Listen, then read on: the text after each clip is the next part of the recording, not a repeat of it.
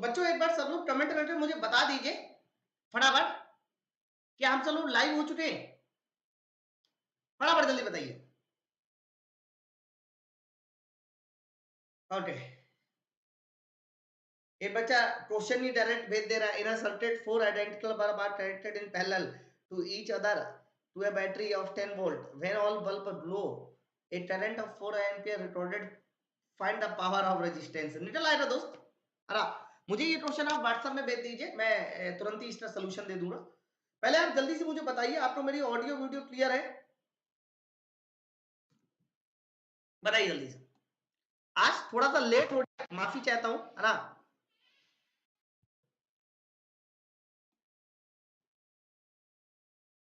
ठीक है, क्या बात है। तो जल्दी से फटाफट पहले लाइव आ जाइए और बताइए जल्दी से कमेंट करके आपको मेरी ऑडियो वीडियो क्लियर है। सेशन की शुरुआत की जाए। आज एक्चुअली में 2-3 मिनट लेट हो गया।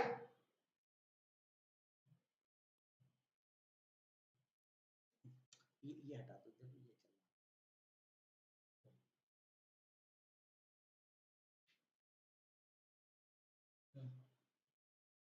ठीक है, जाओ।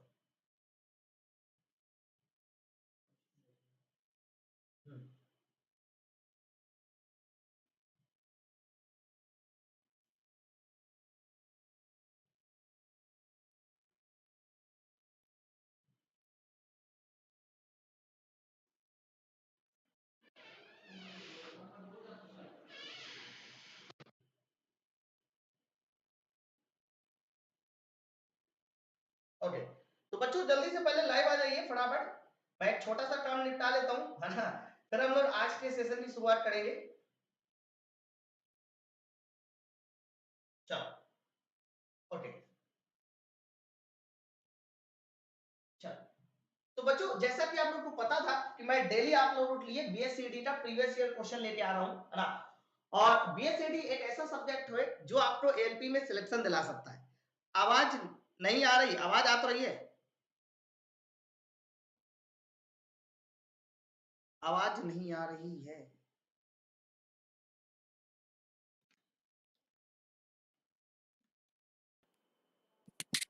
अब देखिए, अब आ रही है आवाज? ओके, फटाफट जल्दी से एक बार कमेंट करके बता दो आवाज क्लियर है।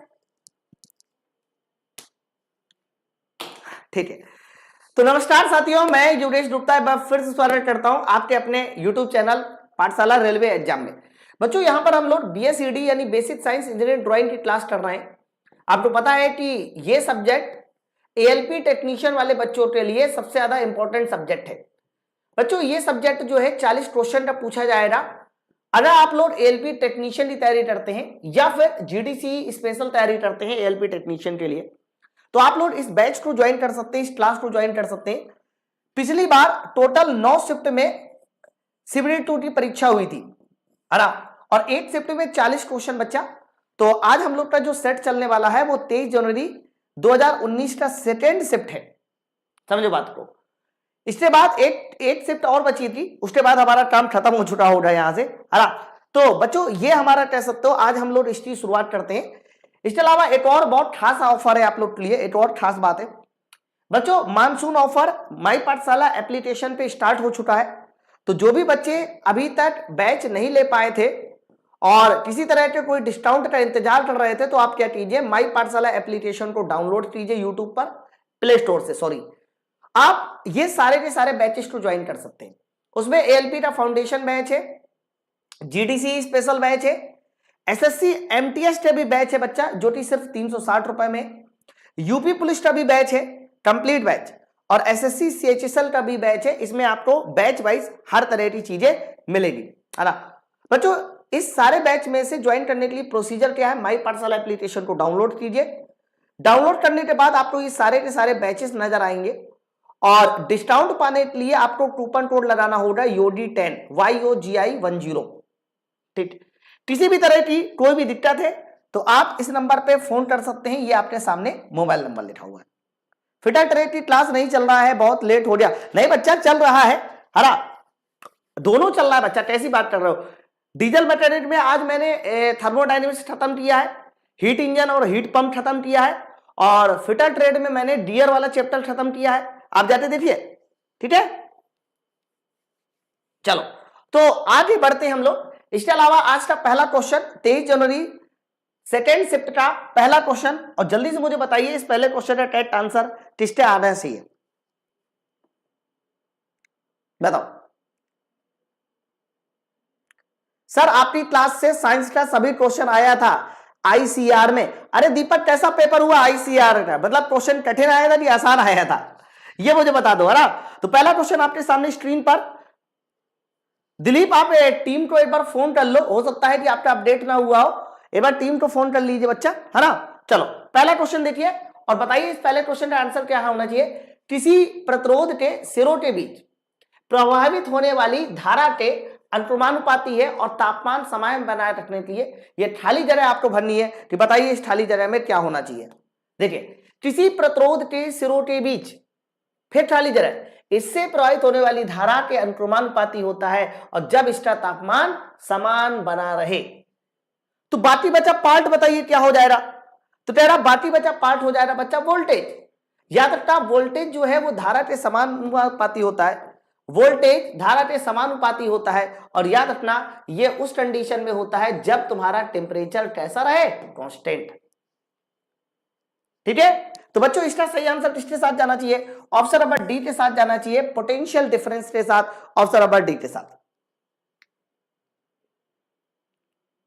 ठीक है, चलो आगे बढ़ा जाए। नेक्स्ट क्वेश्चन की ओर देखिए, क्वेश्चन नंबर सेकंड पढ़िए भाई जल्दी से और बताइए इस सवाल का सही उत्तर किसके साथ जाना चाहिए। थोड़ा एक बार सेशन को शेयर भी करते रहो। Sir please say about courses.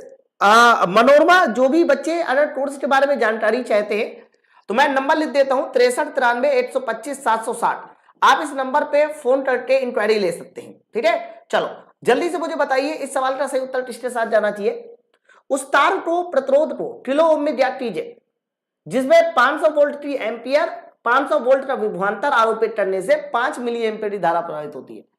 बच्चों इस बार रेजिस्टेंस आर पूछा जा रहा है। ठीक है, अच्छा 25 क्लास के बाद नहीं आ रहा है। ठीक है, मैं एक बार चेक करा लेता हूं, 25 क्लास के बाद अगर नहीं आ रहा होगा तो अपलोड हो जाएगा, नहीं अपलोड होगा तो हो सकता है कि कल तक आपको दिखने लगेगा दोस्त, है ना। चलिए कंफर्म। तो आर बराबर बताइए फॉर्मूला क्या होता है। सर आर बराबर फॉर्मूला होता है V upon I. Sir voltage कितना है, 500 वोल्ट है, और धारा का मान बताइए कितना है। सर धारा का मान है 5 milliampere. Sir milliampere को 10⁻³ कर दो ताकि वो एम्पियर बन जाए, है ना मेरे भाई। अगर यहां से कैंसिल कर दिया जाए तो ऊपर हो जाएगा 100 और 10⁻³ ऊपर जाएगा तो 10⁻+3 ओम। ये देखिए, तो आंसर जाने वाला है 100 × 10⁻³ ओम के साथ, और 100 × 10⁻³ ओम बताइए कितना होता है। तो ये होता है 100 किलो ओम। ओके, तो आंसर किसके साथ जाना चाहिए, ऑप्शन नंबर सी के साथ, क्योंकि आंसर में इन्होंने किलो ओम में पूछा था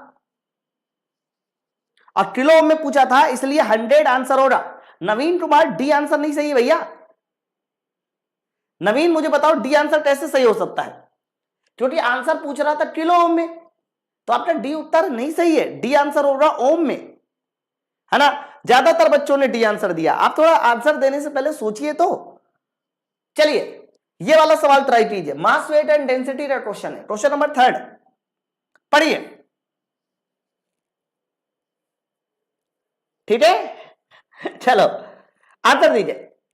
5 मीटर, 2 मीटर, 1 मीटर माप वाले केरोसिन से पूरी तरह से भरा हुआ टैंक, है ना, का द्रव्यमान बताइए, वो भी किलोग्राम में, और केरोसिन का जो तो उन्होंने घनत्व दे दिया, बताइए। राजेश ये क्वेश्चन मुझे व्हाट्सएप में भेज दो, मैं इसे रीड नहीं कर पाऊंगा क्योंकि ऊपर नीचे चला जाता है ना। तो मैं आपका जो है क्या बोलते हैं ये आंसर इसी में दे देता हूं क्लास में। तो बच्चों यहां पर द्रव्यमान किलोग्राम में पूछ रहा है, और आपको पता है कि द्रव्यमान बराबर होता है घनत्व गुणे आयतन। देखो बताइए घनत्व कितना है। सर घनत्व 10,800, 10,000 नहीं 800। और रही बात आयतन की बच्चा, तो आयतन यहां से निकलेगा इन तीनों का मल्टीप्लाई करके। भाई आयतन होता है लंबाई गुणे चौड़ाई गुणे ऊंचाई, 10 मीटर क्यूब, 5 दूनी 10 और 8 10 मीटर क्यूब। तो मेरे भाई यहां से आयतन हो जाएगा 10 मीटर क्यूब।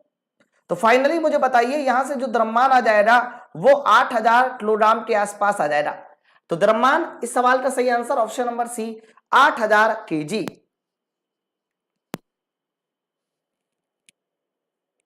8000 है, सॉरी 800 नहीं 8000। देखो यही थोड़ी अभी गलती हो जाती।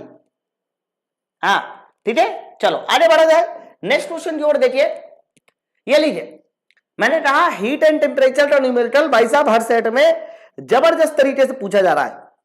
अरे उज्जवल एक बात मुझे बताओ, बहुत दिनों से आशीष क्लास में नहीं आया और आशीष का फोन भी नहीं आया। आशीष को बोलना कि मैंने याद किया है, मुझे एक बार फोन कर लिया।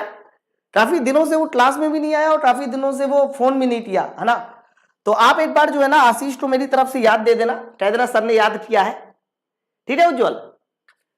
तांबे के बने हुए उस तापमापी कैलोरीमीटर का ग्राम में द्रव्यमान बताइए यदि 3.6 किलो जूल की ऊष्मा अवशोषित करता है और तापमान में वृद्धि 45 है।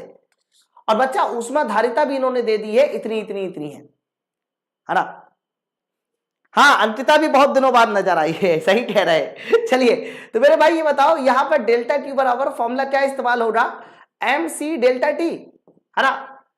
तो दी गई हीट 3.6 किलो जूल है और 3.6 किलो जूल को हम लोग लिख सकते हैं 3.6 गुणे 10⁻3। द्रव्यमान आपसे पूछा जा रहा है और विशिष्ट ऊष्मा है 0.4। लेकिन बच्चा ये 0.4 जो है ना वो जूल प्रति ग्राम में है, तो द्रव्यमान भी ग्राम में पूछ रहा है तो सही है। और इंटू आगे हो जाएगा 45, दे दे, ठीक है। आशीष पढ़ना छोड़ दिए सर जी, क्यों क्या हुआ जिंदगी, क्योंकि आशीष तो यार काफी अच्छा स्टूडेंट था यार। ये देखो तो मेरे भाई ये बताओ यहां से कैंसिल, ये देखिए तो 4 नाम 36, है ना।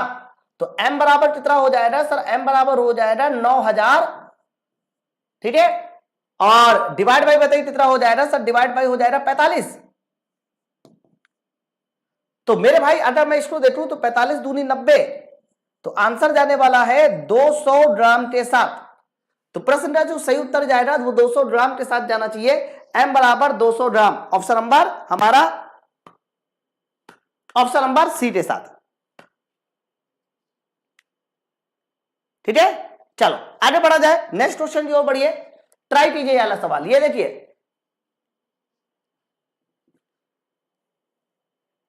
अरे बच्चा बहुत जल्द आएगी क्योंकि जीडीसी की एक बार भर्ती आने दो, उसके बाद देखिए ना आप लोग की भी ओपन कैटेगरी भर्ती आएगी। क्वेश्चन नंबर 5वां देखिए क्या बोला जा रहा है, बोला जा रहा है 110 अरा 100 और उसके अलावा बोला जा रहा है 110 1110, ऐसे ही तो है ना। इनका बोला जा रहा है कि बताइए इनका योग कितना है, यानी इन दोनों को बताइए क्या करना है, जोड़ना है। तो जोड़ने के लिए जो बेसिक कॉन्सेप्ट है वो आपका क्लियर होना चाहिए भाई, है ना। तो मेरे भाई बताओ अगर बेसिक कॉन्सेप्ट क्या कहता है, बेसिक कॉन्सेप्ट ये है कि 0 + 0 बताइए कितने बराबर होता है, 0 बराबर, 0 + 8 1 के बराबर और 1 + 0 सर 1 के बराबर। लेकिन 1 + 1 आ जाता है तो बच्चों ध्यान रखना वो 0 के बराबर होता है और 8 बताइए कैरी चढ़ जाता है यानी हासिल हो जाता है ना, यही तो है। तो कैसे इसको लगाते हैं, तो कहना 0 + 0 0, 0 + 1 1, 1 + 1 0, लेकिन 8 हासिल चढ़ जाएगा। फिर 8 हासिल चढ़ने के बाद 1 + 0 1, 1 + 1 0, 8 हासिल, 1 + 0 1 और 1 + 0 1, 1 + 1 0, 8 हासिल, 1 + 1 0, 8 हासिल, 0 अब 1 + 1 0, 8 हासिल, 0 + 1 सर 1, ये 1 लास्ट वाला उतारना होगा, ये सही उत्तर होना चाहिए। ओके तो ऐसा कोई आंसर है 1 1 0 1 0 0 1 0, ये देखिए ऑप्शन नंबर है। बाइनरी एडिशन आप सब लोग समझ लेंगे, इतना जल्दी आंसर कैसे देते हैं, कौन भैया, शिवम। आप मेरी बात कर रहे हैं कि बच्चों की बात कर रहे हैं बच्चा। चलिए नेक्स्ट क्वेश्चन देखिए, बताइए, लीजिए 6वां नंबर, फटाफट जल्दी से पढ़िए और बताइए क्वेश्चन नंबर 6वें का आंसर क्या होना चाहिए, पढ़िए बताओ। एक कार की गति 25 मीटर पर सेकंड से घटाकर 15 मीटर पर सेकंड हो रही, गतिज ऊर्जा में कमी 2000 किलो जूल की हुई, तो बताइए इसका द्रव्यमान टन में कितना होना चाहिए। बच्चा द्रव्यमान इन्होंने टन में पूछा है भैया, अब कैसे हम लोग टन में निकालते हैं ये मुझे बताइए, ठीक है। तो आप कहना कि यहां पर सीधा सीधा एक कॉन्सेप्ट लगाइए कि गतिज ऊर्जा में परिवर्तन डेल्टा के बराबर half M v1 square minus v2 square, total कमी है ना। ये वाला फॉर्मूला लगा के हम लोग आंसर फटाक से बता सकते हैं। बोलो बच्चा, क्लियर है?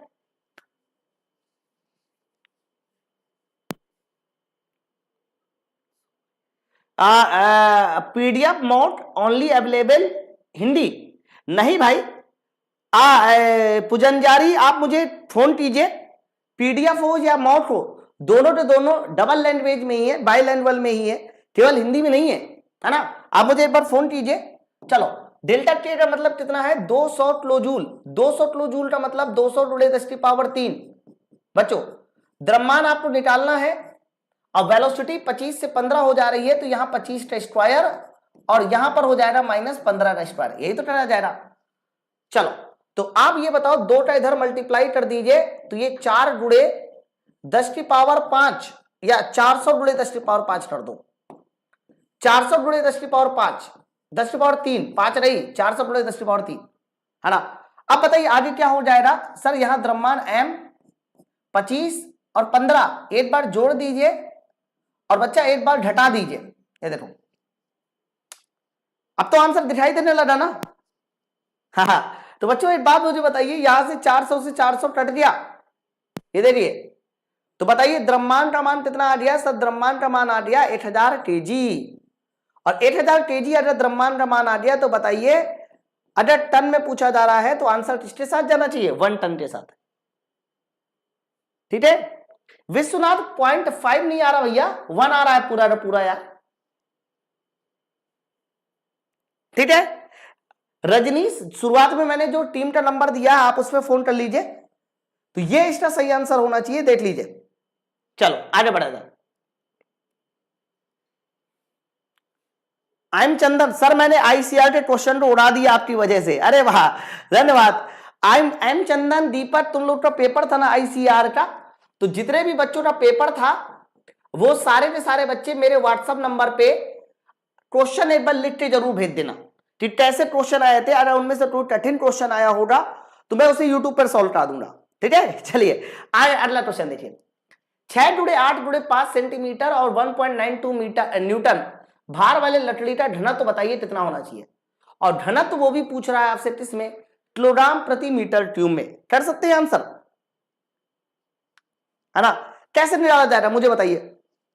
तो कहना सर कुछ नहीं करना है, भार बराबर होता है mg, और m का मतलब क्या होता है? तो कहना m का मतलब होता है घनत्व × आयतन इंटू जी। आप ये वाले फॉर्मूले को लगाकर बहुत आराम से डेंसिटी बता सकते हैं। ठीक है, चलो तो एक बार थोड़ा सेशन को शेयर भी करो भाई, जल्दी से एक बार पहले फटाक से शेयर कर दो ताकि हम लोग 100+ पहुंच जाए, है ना। तो भार बताइए कितना है? तो भार का मान है 1.92 न्यूटन और डेंसिटी बताइए कितनी है, निकालनी है। लेकिन बच्चा वॉल्यूम को ना मीटर क्यूब में रख लो। किसमें रख लो? मीटर क्यूब में। अब वॉल्यूम कैसे निकलेगा? तो कहना वॉल्यूम निकालने के लिए मुझे इन सबका मल्टीप्लाई करना पड़ेगा। ये देखिए, तो आप देखिए 6 सेंटीमीटर मीटर बनाएंगे तो मीटर में कितना आना चाहिए? ओके, तो मीटर बनाया जाएगा 6 को, तो या फिर आप डायरेक्ट एक काम करो, 8 × 5 = 40 और 40 × 6 तो 4 × 6 = 24, 240। बच्चा 240 सेंटीमीटर क्यूब आएगा। लेकिन अगर मीटर क्यूब बनाना होगा तो कहना 1 मीटर में 100 सेंटीमीटर, 1 सेंटीमीटर में 10⁻⁻2। तो मीटर क्यूब बनाना है तो 10⁻⁻6, ऐसा कर सकते हैं, है ना। तो मेरे भाई ये बताओ, ऐसे ही क्वेश्चन था अभी एक ही शिफ्ट में 2 क्वेश्चन सेम कॉन्सेप्ट पे। ठीक है, तो मेरे भाई ये बताओ वॉल्यूम कितना रखा जाएगा? तो वॉल्यूम का मान हो जाएगा 240 × 10⁻⁻6, है ना। और जी का मान बताइए कितना है? तो कहना जी का मान है सर यहां पर 10। अब फटाफट आप बता सकते हो कि डेंसिटी कितनी होनी चाहिए, लेकिन डेटा तो थोड़ा ढंग से सॉल्व करना, गलती नहीं होनी चाहिए। तो कैसे डेटा सॉल्व होगा? तो कहना हम लोग 1 0 1 0 से 2 0 उड़ा दे और दशमलव यहां लगा दे, या दशमलव नहीं भी लगाए तो यहां पर 10 की पावर कितना बचेगा? -4। तो घनत्व का मान हो जाएगा 1.92 डिवाइड बाई 24 और इंटू बताइए 10 की पावर -4 नीचे। लेकिन अभी सॉल्व करना बाकी है बच्चा। तो कैसे सॉल्व होगा, तो कह देना 10⁻⁻4 को ऊपर भेज दीजिए, तो 192 गुणे 10⁻2 और नीचे हो जाएगा बच्चा 24, है ना। अब आप बताओ इसका उत्तर किसके साथ जाने वाला है, ठीक है, बताइए। तो डेंसिटी का जो मान जाने वाला है वो 192/24 8 और डबल जीरो भी है, इसलिए आंसर जाएगा 800 किलोग्राम पर मीटर क्यूब के साथ। तो बच्चों यहां पर लकड़ी की जो डेंसिटी आ रही वो 800 किलोग्राम पर मीटर क्यूब आ रही, ऑप्शन नंबर बी के साथ है, ठीक है। प्रशांत रॉय नंबर मैंने शुरुआत में लिखा है बच्चा 63 93 125 760, है ना। चलो आगे बढ़ते हैं नेक्स्ट क्वेश्चन की ओर। क्वेश्चन नंबर 8वां, बताइए उत्तर, आंसर दीजिए। क्या बात है, सूरज, उज्जवल, उमंग, आकाश, राहुल, बताइए उस ढिन्नी का यांत्रिक लाभ बताइए। इस बार इन्होंने बोला है ढिन्नी का यांत्रिक लाभ यानी मैकेनिकल एडवांटेज बताइए। सर जिसकी दक्षता कितने परसेंट है, सर जिसकी दक्षता 60% है मेरे भाई, और रस्सी को 12 मीटर खींचने पर 3 मीटर ऊपर उठाता है।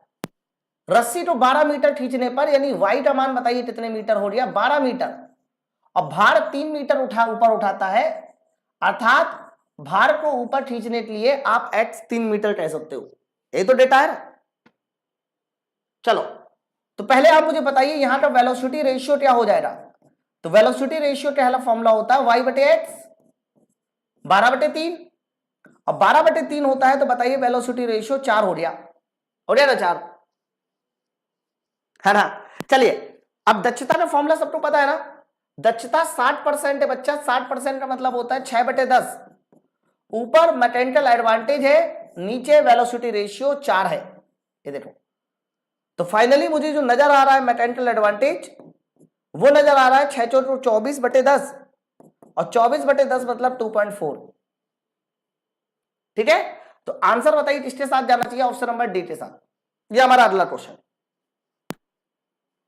सूरज, शुभम, सुनील, सत्येंद्र, क्या बात है, अरे तो काफी देखो इस तरह के सवाल बहुत पूछे जा रहे हैं और मैंने इस तरह के सवाल आपको करवाए भी बहुत है, ठीक है। चलो और बच्चों इसका बेसिक कॉन्सेप्ट आप सबको क्लियर होना चाहिए। मैं फिर से बता दूं, अगर आपका बेसिक कॉन्सेप्ट नहीं क्लियर है तो आप बीएससीडी के सब्जेक्ट का बैच ज्वाइन कर सकते हैं माई पाठशाला एप्लीकेशन पे, है ना। तो माई पाठशाला एप्लीकेशन पे बैच ज्वाइन करके अपने इसको मजबूत कर सकते हैं।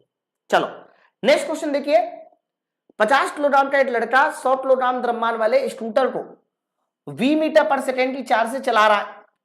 यदि स्कूटर और लड़के की गतिज ऊर्जा 76.8 किलो जूल है तो बताइए वी का मान कितना है। 9 क्वेश्चन है, लोग कहते हैं कि न्यूमेरिकल आते नहीं है, सिर्फ 9 क्वेश्चन में देखो 1 2 3 4 5 6 7 है, 7 के बाद 8 और ये 8, मतलब आप सोच समझ के देखिए कि बीएसईडी में 9 क्वेश्चन मैंने अभी तक सॉल्व किया है और 9 क्वेश्चन में मुझे 9 के 9 मतलब 9 में से 8 न्यूमेरिकल मिल गए।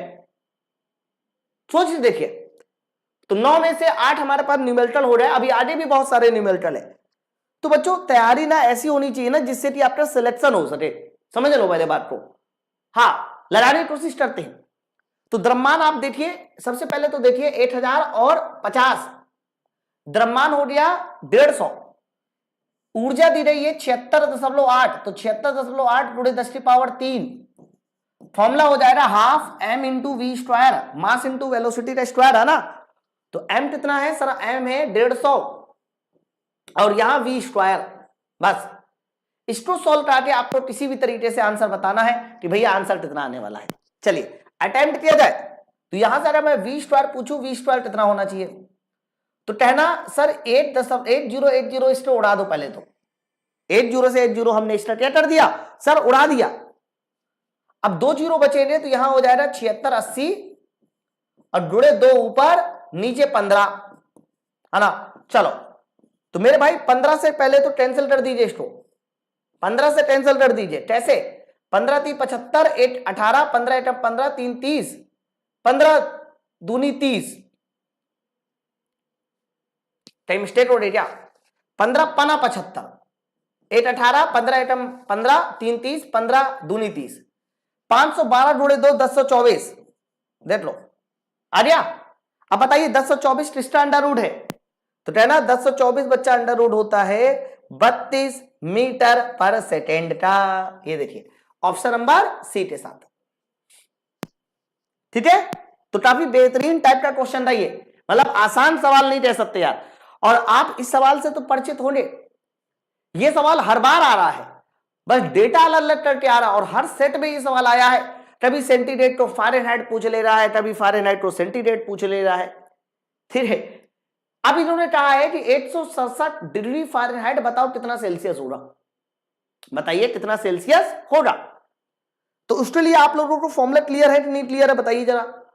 फॉर्मूला बताइए क्या होता है, C divide by 5 equal to F minus 32 divide by 9,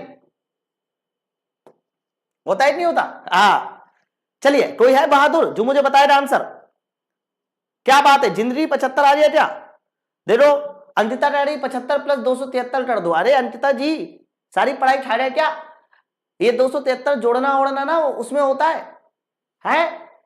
समझो बात को। चलो तो कैसे करेगा ये, इसे देखिए।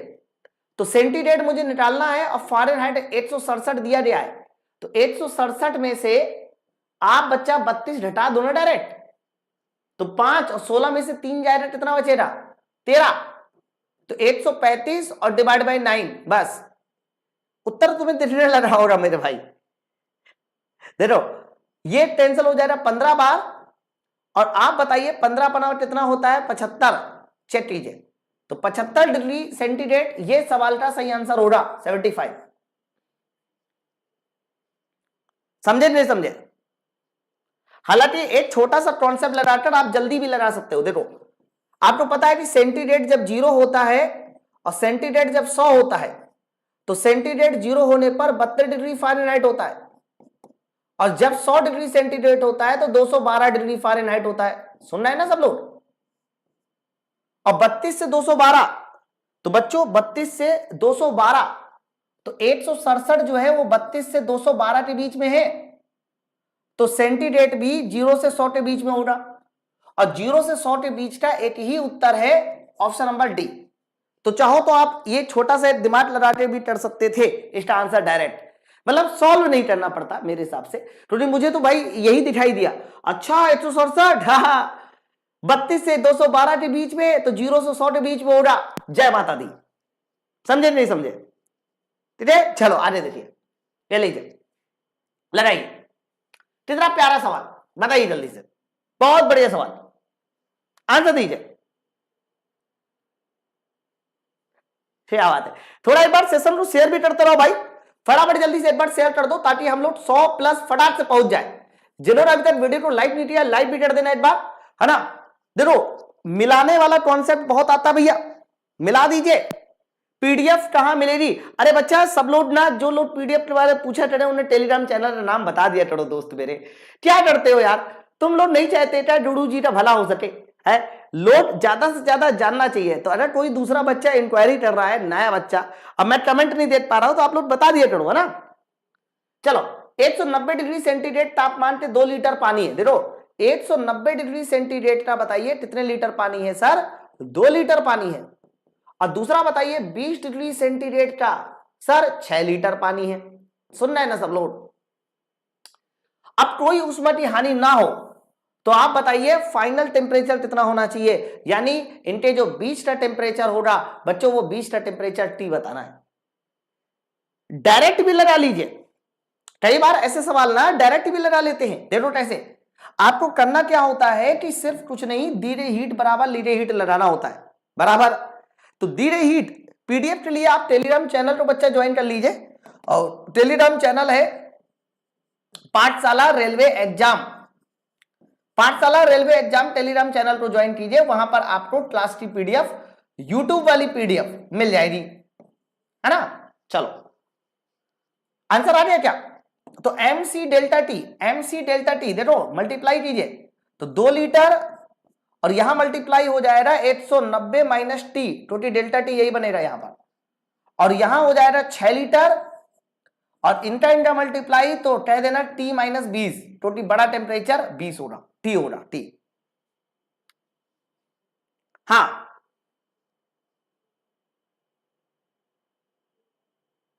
ठीक है, चलो आंसर मुझे बताइए, करेक्ट आंसर इसके साथ जाना चाहिए। 2 से बताइए ये कितने बार जाएगा सर, 2 से जाएगा ये 3 बार, तो 190 माइनस टी और बराबर हो जाएगा 3t माइनस 20 30 60। ये उधर जाएगा तो 4t और ये इधर आएगा तो 250। कितना आंसर जाएगा? तो बच्चों जो मुझे आंसर नजर आ रहा है वो 62.5 नजर आ रहा है शायद, है तो मिक्सचर का जो टेम्परेचर हो जाएगा वो 62.5, ये सही उत्तर है। ठीक है, चलो आगे बढ़िए, नेक्स्ट क्वेश्चन आंसर दीजिए। देखो एक बच्चे ने इसमें एलिडेशन लगा दिया, गणित लगा दी है, चलिए बताइए। चलो ये वाला सवाल ट्राई कीजिए, कल मैंने इसका कॉन्सेप्ट भी आपको क्लियर किया था। बताइए जल्दी से उत्तर क्या होना चाहिए। 500 ग्राम द्रव्यमान वाले धातु के एक ब्लॉक का अपेक्षित घनत्व 2.5 है, ये देखिए। तो इसे पूरी तरह से पानी में डुबोए जाने पर आभासी द्रव्यमान बताइए। सर पानी में डुबोए जा रहा है और आभासी द्रव्यमान आपसे पूछ रहा है। याद ना इसका तरकीब क्या थी? तो कहना इसकी तरकीब थी कि रिलेटिव डेंसिटी अगर बच्चों आपको निकालनी है वो भी किसकी सर, वो भी द्रव की। तो मेरे भाई फॉर्मूला होता है एयर में वेट और डिवाइड बाई एयर में वेट माइनस पानी में वेट। ये देखो ये हमारे पास कह सकते हो उसका फॉर्मूला होता है, ये देखिए। ठीक है, चलो तो बताइए रिलेटिव डेंसिटी कितनी है सर? रिलेटिव डेंसिटी का मान है 2.5 और हवा में भार कितना है सर? हवा में भार है 500 ग्राम, 500 ग्राम। अब पानी में भार आपसे पूछ रहा है, पानी का मतलब आभासी भार आपसे पूछ रहा है कि बताइए आभासी भार कितना होना चाहिए। तो यहां पर आपको पानी में वेट पूछ रहा है कि बताइए पानी में वेट कितना होना चाहिए, ऐसे सवाल है। लगा लोगे ना? तो इसका मतलब 2.5 आना चाहिए, तो 500/200 होना चाहिए। और ये 200 तभी बन सकता है, नीचे 200 तभी बन सकता है जब पानी का वेट हमारा कितना होना चाहिए सर? 300 ग्राम। ठीक है, तो आंसर बताइए किसके साथ जाना चाहिए? 300 ग्राम के साथ। थोड़ा डायरेक्ट भी कर लिया करो भाई, 2.5 वहां लाना है तो 500/200 होना चाहिए और नीचे 200 तभी लाएगा जब 500 ये है तो यहां कितना हो जाएगा सर? यहां 300 होना चाहिए तभी नीचे 200 आएगा, है कि नहीं? चलो नेक्स्ट क्वेश्चन देखिए, बताइए। मतलब 12 क्वेश्चन में देखिए 11 क्वेश्चन हमें न्यूमेरिकल मिले। अब कहीं जाते थ्योरी वाला क्वेश्चन मिला है कि नहीं? ठीक है, बताइए। हेनरी कैवेंडिश ने 1866 में इनमें से किस गैस की खोज की थी? पहला थ्योरी का क्वेश्चन, मतलब पहला नहीं दूसरा, है ना। ऑक्सीजन गैस की खोज की थी कि क्लोरीन गैस की खोज की थी कि हीलियम की हाइड्रोजन, है ना। तो बच्चे वैसे क्लोरीन गैस की खोज करने वाले साइंटिस्ट का नाम था सीले, है ना, विलियम सीले। प्रीस्टले इन्होंने ध्यान रखना ऑक्सीजन गैस की खोज की थी, है ना। इसके बाद हाइड्रोजन गैस की खोज करने वाले साइंटिस्ट का नाम था कैवेंडिश। बच्चों कैवेंडिश वो साइंटिस्ट थे जिन्होंने हाइड्रोजन गैस की खोज की थी। और आपको बता दें कैवेंडिश ने एक और चीज की खोज भी की थी। खोज क्या की थी? ये मान दिया था कैवेंडिश ने, ध्यान रखना, कैपिटल जी का मान दिया था। कैपिटल जी का जो मान आप लोग पढ़ते हो ना 6.67 माइनस 10⁻11 और आगे मात्रा क्या हो जाता है? न्यूटन मीटर स्क्वायर प्रति किलोग्राम स्क्वायर। तो ध्यान रखना ये मान भी किसने दिया था सर? हेनरी कैवेंडिश ने ही दिया था। हाइड्रोजन गैस की खोज भी की थी। चलो ये लीजिए 14 नंबर क्वेश्चन, पढ़िए जल्दी से और बताइए क्वेश्चन नंबर 14 का आंसर। हाँ बताइए। दीपक तो मुझे आज फोन करना रात में बच्चा, मुझे थोड़ा क्वेश्चन बता देना कि आईसीआर में साइंस के क्वेश्चन कैसे पूछे रहे थे। ठीक है, चलो निम्नलिखित में से कौन सा सेकेंड काइंड ऑफ लीवर का एग्जाम्पल है? बच्चों लीवर आप अच्छे से पढ़ लो क्योंकि लीवर वेरी वेरी इंपॉर्टेंट, है ना। तो ध्यान रखना हर एक चीज आपको एकदम क्लियर कट पता होना चाहिए। मैंने कई बार आपको ये सब चीजें डायरेक्ट बताई है। संतोष कुमार जो भी आपके सामने नंबर लिख रहा हूं मैं, इस नंबर पे आप फोन कर लीजिए, आपको जानकारी मिल जाएगी 6393 125 760, है ना। चलो बच्चों ये जो शीशा झूला होता है जो दोनों तरफ से झूला जाता है, ये फर्स्ट काइंड ऑफ लीवर का एग्जाम्पल है।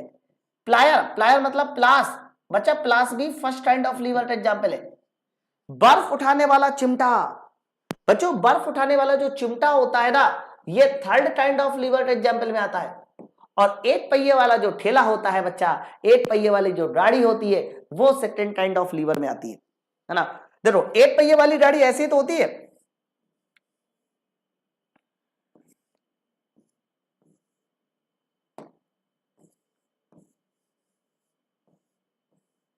ऐसे।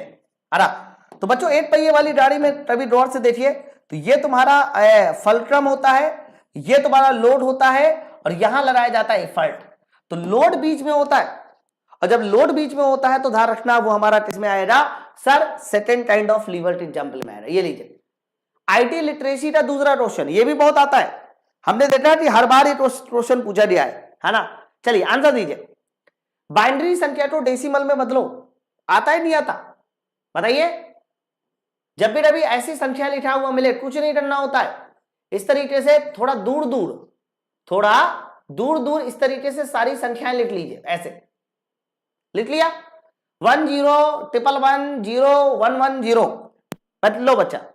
फिर कुछ नहीं करना, शुरुआत 1 से कीजिए, 2 4 8 16 32 64 64 के बाद 128 और 128 के बाद बताइए कितना आ जाएगा 256। ठीक है, मतलब एक का डबल करते हुए लिख लीजिए।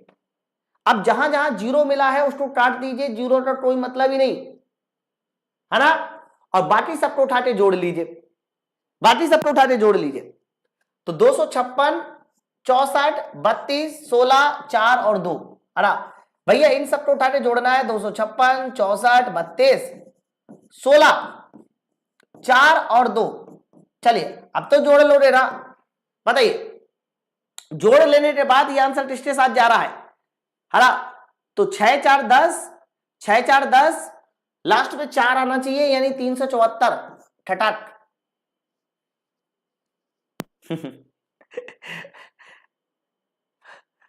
अरे बोलो भैया ईमानदारी के साथ बताइए, समझ में आया नहीं आया ये सवाल, कॉन्सेप्ट क्लियर है ना सबका, कोई दिक्कत तो नहीं है किसी भाई को। चलो ट्राई कीजिए वाला सवाल, क्वेश्चन नंबर 16 ड्राइंग का क्वेश्चन है, बताइए। जितेंद्र सुबह मानिक ऑफिशियल जिंदगी सत्येंद्र विनय चौहान, क्या बात है। थोड़ा एक बार वीडियो को और शेयर करो भाई, फटाक से जल्दी से शेयर कीजिए। इन्होंने बोला है कि एक संकेत लिखा हुआ है 2, फिर आगे लिखा है क्रॉस, फिर 5 और फिर आगे लिखा हुआ है 6। आपको बोला जा रहा है कि बताइए इसका अर्थ क्या है, इसका अर्थ क्या है।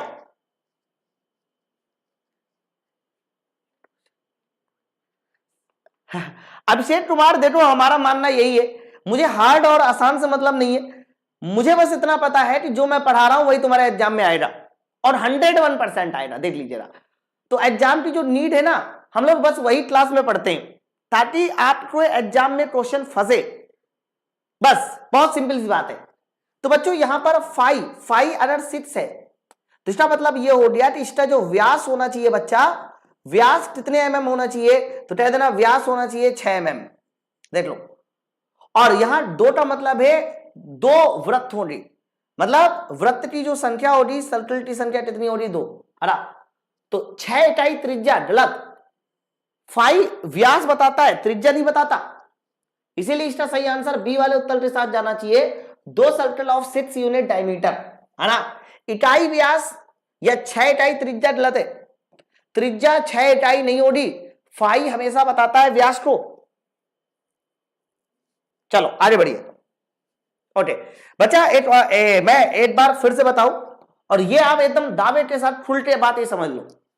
देखो अगर आप रेलवे की एग्जाम देने की सोच रहे हो तो आपका फिजिक्स बड़ा मजबूत होना चाहिए। अगर आपका फिजिक्स नहीं मजबूत है तो आप इस किताब को ले लो। इस किताब की खास बात यह है कि इस किताब के साथ साथ आपको पूरा का पूरा वीडियो कोर्स भी मिलता है, यानी किसी भी तरह का कोई डाउट है तो आप थ्योरी को भी पढ़ सकते हैं, क्वेश्चंस भी पढ़ सकते हैं। यह किताब भले ही 249 रुपए में है, लेकिन 249 रुपए में आपको पूरी किताब के साथ वीडियो कोर्सेस 65 घंटे का वीडियो कोर्स मिलता है, पूरा का पूरा syllabus A to Z cover होगा। इवन मैंने ये जो डेसिमल बाइनरी पढ़ा है ना वो भी इसमें है ना। तो आप इस किताब को ले सकते हैं, हिंदी वर्जन इंग्लिश वर्जन दोनों में ये किताब मिल जाएगी आपको। इस किताब को लेने के लिए 80 81 0046 इस नंबर पे व्हाट्सएप मैसेज कीजिए, या फिर अमेजन और फ्लिपकार्ट से भी आप इस किताब को ऑर्डर कर सकते हैं। ठीक है, मैं फिर से कह दूं ये फिजिक्स की एक ऐसी स्मार्ट बुक है जो फिजिक्स का डर पूरी तरह से खत्म हो जाएगा, है ना। चलो सवाल देखिए, हमारे आहार में मौजूद अनाज, नट्स और चॉकलेट ज्यादातर कौन सा तत्व प्रदान करते हैं? चॉकलेट के बारे में तो सबको पता होगा यार, बताइए। चॉकलेट के बारे में तो सबको पता होगा, है ना। तो मेरे भाई आयोडीन, जस्ता, क्लोराइड, तांबा, आप बताइए अनाज, नट्स, चॉकलेट ये हमारे क्या ज्यादातर प्रदान करते हैं, है ना।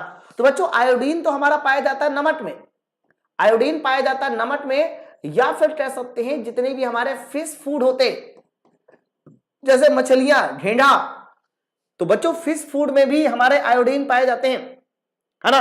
लेकिन ध्यान रखना ये जो हमारा चॉकलेट वगैरह होते ना, इसमें मेनली जो है पाया जाता है कॉपर, तांबा, ठीक है। तो ऑप्शन नंबर किसके साथ जाना चाहिए? डी वाले उत्तर के साथ जाएगा, कॉपर के साथ जाएगा। चलो नेक्स्ट क्वेश्चन देखिए।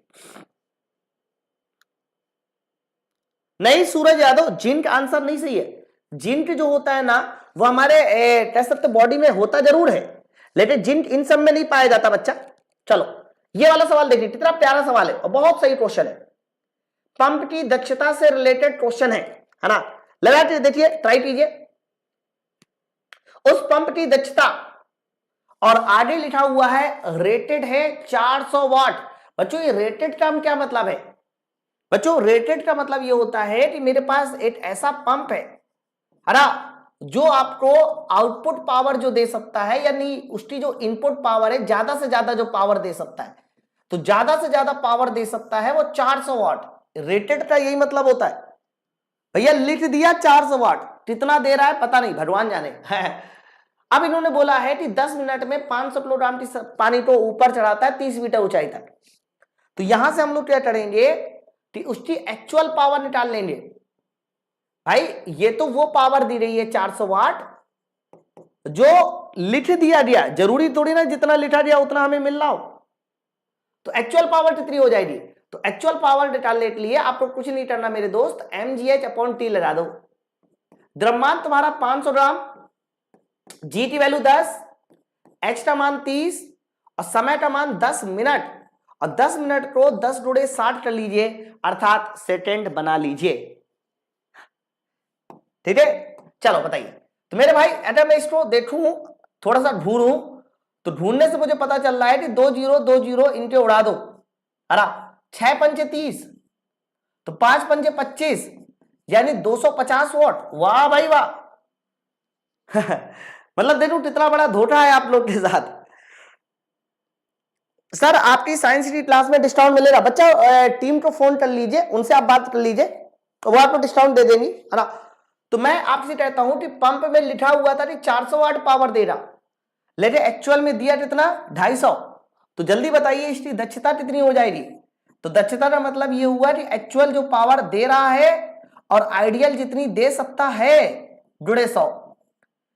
मुझे लगता है कि आप सब लोग की मैथ मुझसे भी तेज होगी है, तो मुझे जो आंसर नजर आ रहा है वो 62.5% नजर आ रहा है। ये सवाल का सही आंसर होगा ऑप्शन नंबर डी के साथ। समझे नहीं समझे? चलो 18वां नंबर। अरे यार आज क्वेश्चन में न्यूमेरिकल बहुत है यार, आप देखिए आज के क्वेश्चन में न्यूमेरिकल काफी है, लेकिन आसान न्यूमेरिकल है। हाँ दीपक बहुत जल्दी आएगी केमिस्ट्री किताब भी, मैं देख रहा हूं उसको थोड़ा करेक्ट कर लूं, बहुत सारी छोटी छोटी गलतियां होती है, टाइपिंग मिस्टेक होती है, वो भी बहुत जल्दी आएगी, है ना। चलिए थोड़ा एक बार सेशन को शेयर कर दो भाई, जल्दी से हम लोग 150 प्लस पहुंच जाए, और जिन्होंने अभी तक लाइक नहीं किया फटाक से जल्दी से लाइक कर दीजिए, जल्दी से लाइक काउंट को कम से कम 150 प्लस पहुंचाइए। बताइए निम्नलिखित में से कौन सी व्युत्पन्न राशि नहीं है? इनमें से बताइए कौन सी ड्राइव्ड क्वांटिटी नहीं है? आंसर दीजिए। राधे राधे राधे राधे भैया, राधे राधे। प्रद्युमन उनको बोलिएगा कि वो मुझसे बात करा दे, है ना, ठीक है।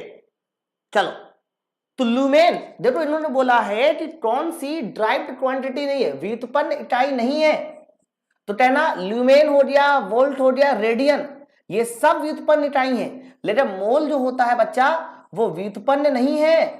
सर ये कौन सी इकाई होती है, या आप कह सकते हैं ये मूल राशि होती है, फंडामेंटल यूनिट होती है, बताइए।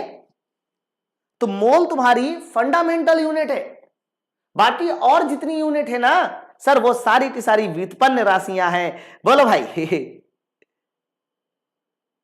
Today is my first class. Ankita Tiwari पढ़ के बताइए, मजा आ रहा है क्लास में? चलो अंकिता बताइए, ये वाले सवाल का उत्तर देके दिखाइए। क्वेश्चन नंबर 20वां जो पूछा गया है, बड़ा प्यारा सवाल पूछा गया है। बृहस्पति ग्रह पर गुरुत्वीय त्वरण का मान पृथ्वी के गुरुत्वीय त्वरण का 2.5 गुना है। वाह भाई वाह।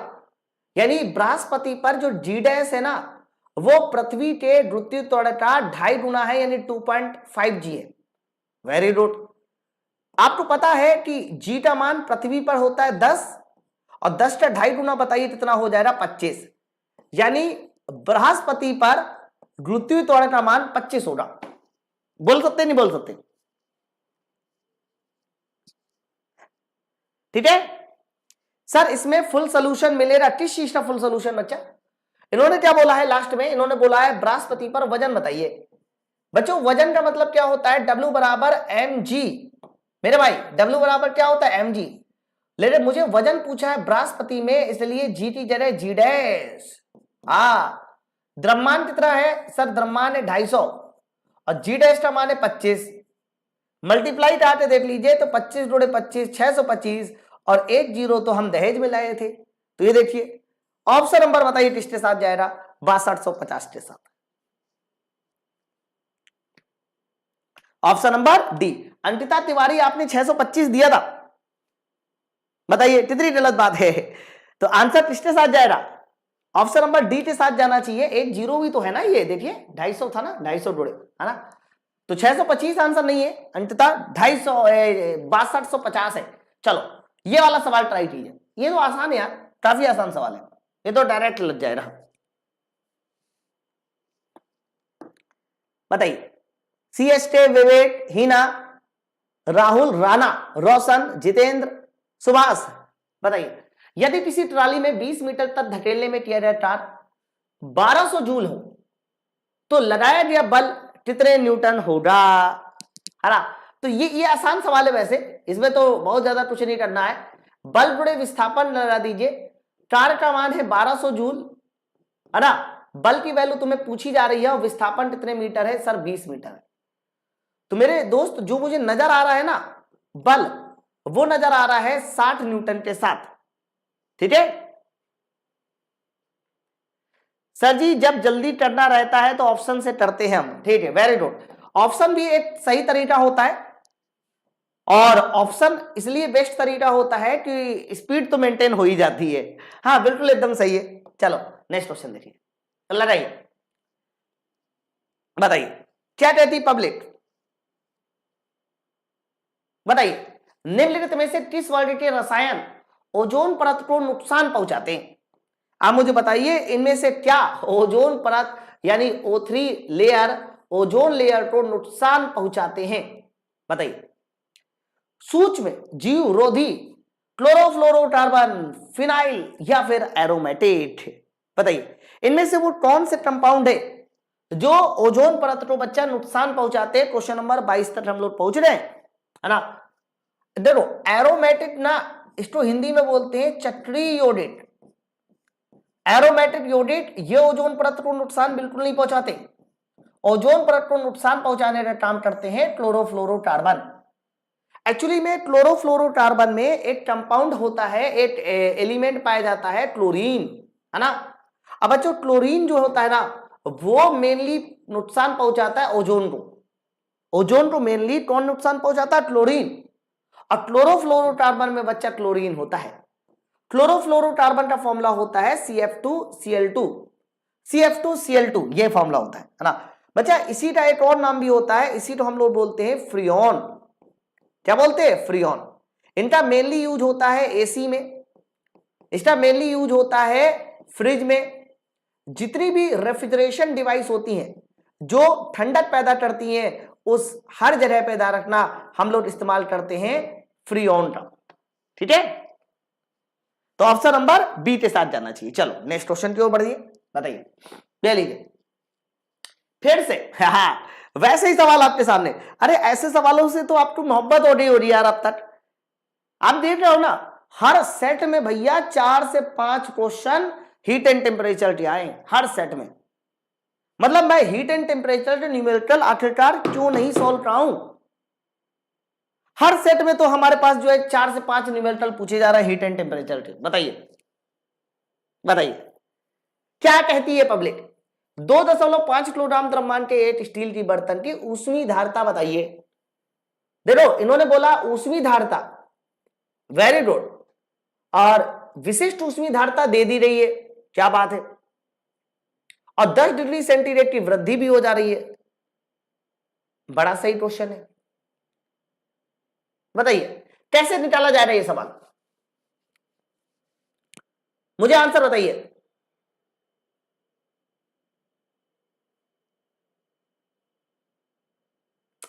क्या कहती पब्लिक? आप कंफ्यूज हो जाओगे इसमें, ठीक है? चलो आंसर आ गया। देखो मैं आपको फिर से एक बार आगाह कर दूं और फिर से एक बार आपको बता दूं, और नहीं बताऊंगा तो धोखा हो जाएगा आप लोगों के साथ। एक होता है विशिष्ट ऊष्मीय धारिता, एक होता है विशिष्ट ऊष्मीय धारिता, और मैंने आपको बता रखा है विशिष्ट ऊष्मीय धारिता का मतलब होता है delta Q divide by M into delta T बच्चों। और विशिष्ट ऊष्मीय धारिता का मतलब होता है ऊपर जूल नीचे किलोग्राम केल्विन, ये मात्रक होता है विशिष्ट ऊष्मीय धारिता का। सुनना है ना सब लोग? इसी तरीके से बच्चों एक टर्म आता है सिर्फ ऊष्मीय धारिता, सिर्फ ऊष्मीय धारिता, और याद रखना ऊष्मीय धारिता का मतलब होता है ऊपर हीट और नीचे केवल और केवल delta T, heat upon delta T. बच्चों हीट अपॉन डेल्टा टी आता है तो मेरे दोस्त यहां पर आ जाएगा जूल प्रति केल्विन, है ना? अब देखो पूरा डेटा देकर आप थोड़ा सवाल को समझो, नहीं तो गलत नहीं होगा। 2 नंबर पर आधा लोडिंग करवा दीजिए। सर मैंने ले लिया 2 नंबर पर आधा लोडिंग करा दीजिए। मैं बात समझा नहीं विश्वकर्मा जी, आप क्या कह रहे हैं? तो आप ये देखो इन्होंने ऊष्मीय धारिता पूछी है, मतलब ये मात्रक पूछा है जूल पर केल्विन। तो बच्चों जूल पर केल्विन कैसे बनाया जाए? फॉर्मूले से तो नहीं समझ में आ रहा, निकल आएगा, मैं बता रहा हूं कैसे। देखो ये आपको दिया है 500 और आगे है जूल प्रति किलोग्राम केल्विन, तो आप इसमें क्या कीजिए 2.5 किलोग्राम का मल्टीप्लाई कर दीजिए, और जैसे 2.5 किलोग्राम का मल्टीप्लाई कर देंगे तो किलोग्राम से किलोग्राम कैंसिल। फाइनली बताइए जूल पर केल्विन बच जाएगा और इसका भी मल्टीप्लाई हो जाएगा तो 1250, और बताइए आगे मात्रा कितना हो जाएगा जूल पर केल्विन। ओके तो आंसर ऑप्शन नंबर ए सही होगा इस सवाल का। काफी बेहतरीन सवाल था भैया। हाँ अब लोग सोचेंगे कि ये सब कैसे दिमाग लगाया जाए। अरे इतना दिमाग नहीं लगाना तो एक चीज और याद कर लो, डेल्टा क्यू बराबर होता है एम सी डेल्टा टी, तो डेल्टा टी से डेल्टा टी कैंसिल, तो सीधा सीधा एम सी याद कर लो, और यहां पर ये जो सी होता है वो विशिष्ट ऊष्मा होता है। तो मैंने वही काम किया है, विशिष्ट ऊष्मा, विशिष्ट ऊष्मा और द्रव्यमान का मल्टीप्लाई कर दिया, यानी एम और सी का मल्टीप्लाई कर दिया, आंसर 1250 आ गया। आप ऐसे भी कर सकते हैं, ठीक है? ठीक है विश्वकर्मा जी, मैं बात करता हूं टीम से, है ना? आप भी एक बार बात कर लेना, नहीं तो मेरे से बात करा देना, मैं बोल दूंगा एक बार। चलो आंसर दीजिए। देखो पिछला वाला सवाल अगर आप लोगों ने लगाया है और ईमानदारी के साथ बताओ खुद लगाया है, तो इसका मतलब पिछला वाला सवाल लगाने के बाद आपका कॉन्फिडेंस बढ़ा होगा, क्योंकि वो सवाल आसान नहीं था, कंफ्यूजन से भरा हुआ सवाल था। ये लीजिए बच्चा, ये जो हमने 9 सेट पढ़े ना, इस 9 सेट में ये वाले क्वेश्चन में सबसे ज्यादा जोर रेलवे ने दिया है, और हर बार यही ऑप्शन है, और इसकी ना यूनिट बड़ी खतरनाक तरीके से पूछी गई है। मैं एक एक करके यूनिट बताता हूं, ध्यान से सुनना एक साथ। देखो वाट प्रति स्टेरेडियन, सर ये किसकी यूनिट होती है? तो बच्चों ये होती है विकिरण तीव्रता की। अगर कोई पूछे ये किसकी यूनिट होती है तो कह देना रेडिएशन इंटेंसिटी, विकिरण तीव्रता की, वाट प्रति स्टेरेडियन, है ना? विद्युत चालकता, बच्चों विद्युत चालकता जो होती है, विद्युत चालकता, इसकी यूनिट क्या होती है तो कह देना विद्युत चालकता। जैसे प्रतिरोधकता, सर इसकी यूनिट होती है ओम मीटर का इनवर्स, है ना? अब सबसे ज्यादा कंफ्यूजन आपको ये बीच वाली 2 यूनिट करेंगी। कौन कौन सी 2 यूनिट? उनमें से एक होती है विद्युतशीलता, एक होती है परमेबिलिटी। बच्चों विद्युतशीलता का मतलब होता है एप्सिलॉन, और परमेबिलिटी का मतलब होता है म्यू नॉट, है ना? अब इनकी यूनिट सबसे ज्यादा परेशान करती है, तो हेनरी प्रति मीटर, ध्यान से सुनना। अब मैं आपको इसको अलग से बताता हूं, देखो 8 म्यू नॉट 8 एप्सिलॉन नॉट, है ना। तो बच्चों ये जो म्यू नॉट है इसकी यूनिट होती है हेनरी प्रति मीटर, हेनरी प्रति मीटर, ओके। और एप्सिलॉन नॉट की यूनिट आपको याद रखनी है फैरड प्रति मीटर। मैं प्रूफ भी करा सकता हूं इसको कहां से आया, है ना।